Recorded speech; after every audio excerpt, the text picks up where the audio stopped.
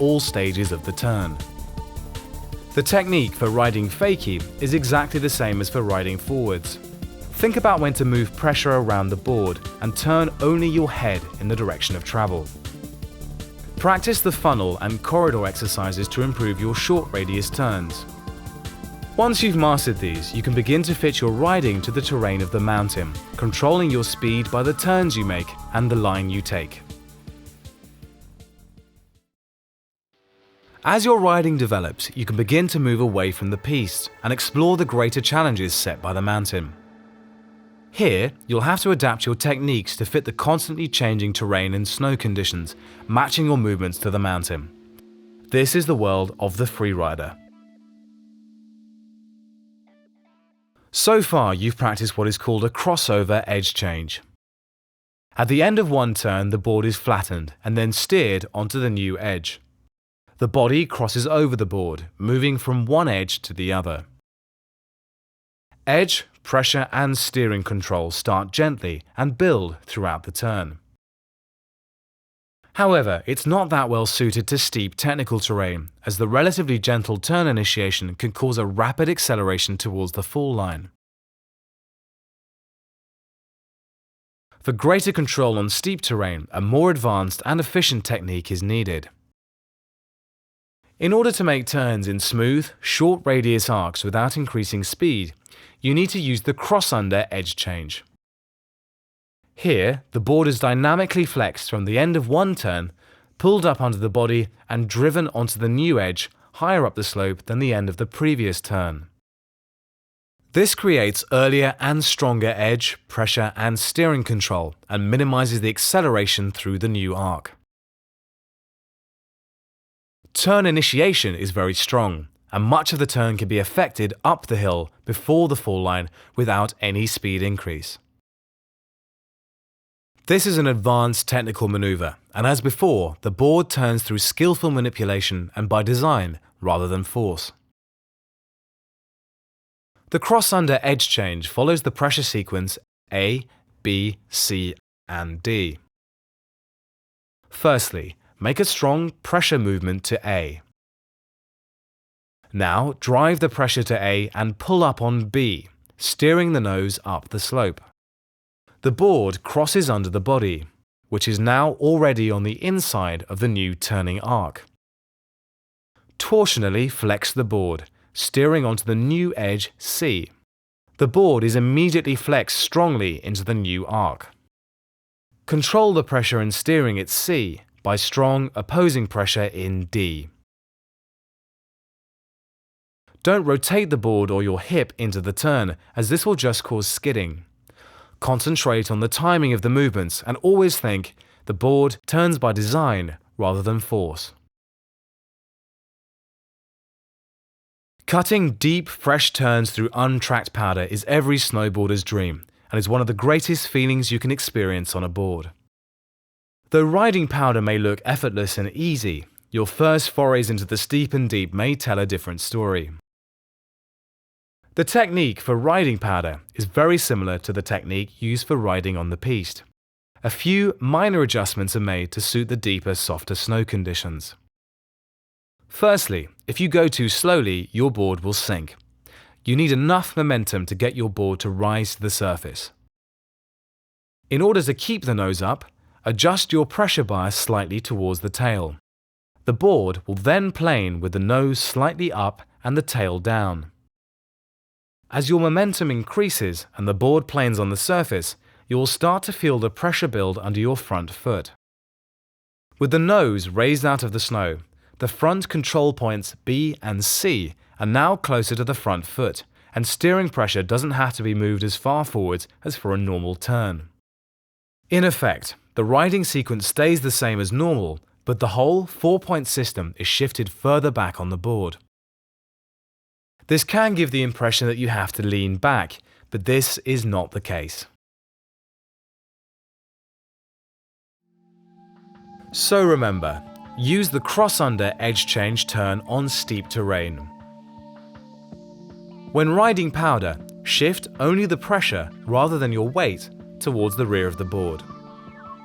Once you understand how to control the board effectively in variable terrain and conditions around the mountain, you're well on the way to becoming an accomplished freerider. Freestyle snowboarding has always been influenced by skateboarding, and most skateboarding style tricks have found their way onto the mountain in some form or another.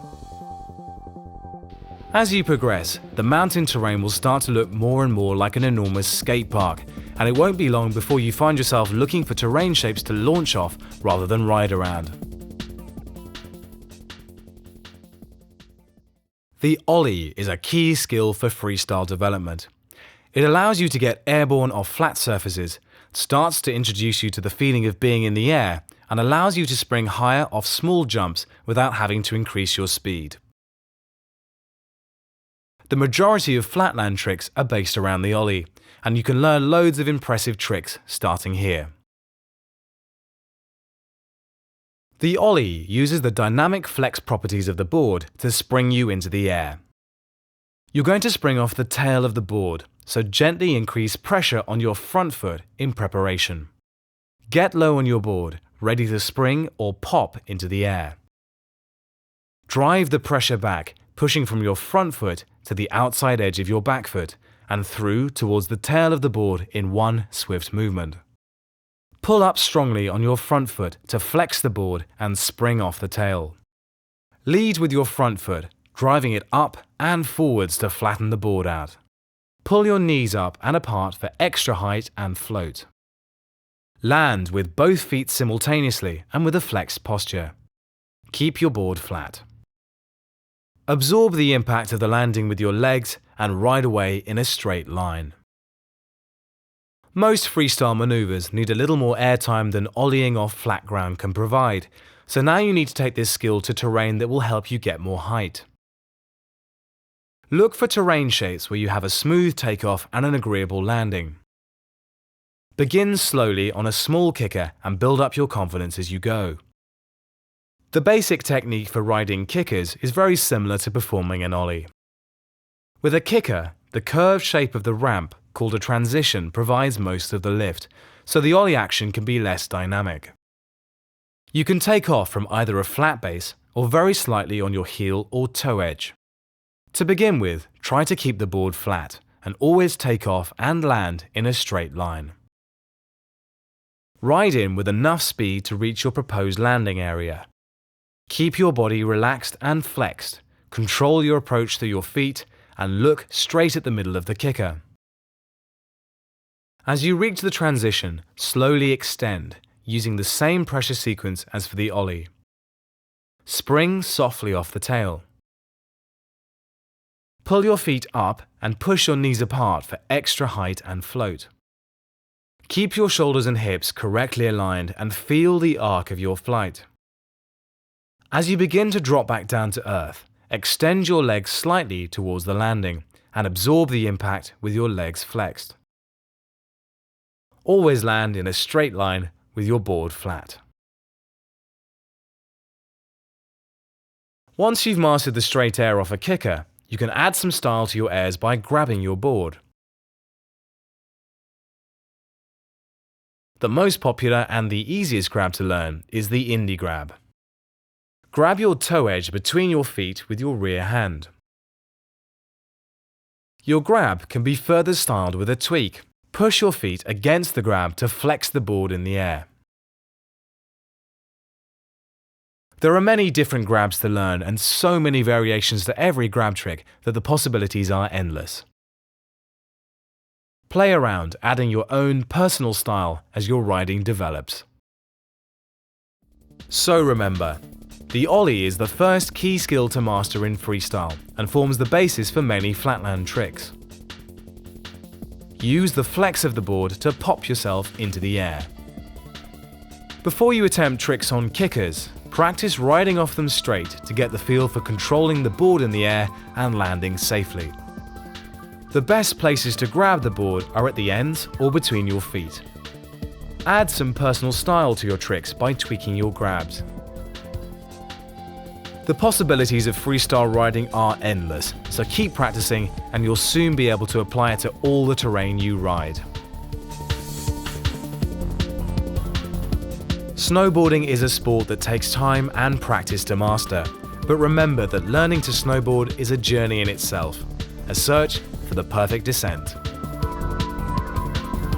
As you practice, your expectations of what you're capable of will grow. So always take your time, ride carefully, and enjoy yourself. So what are you waiting for? Go snowboard.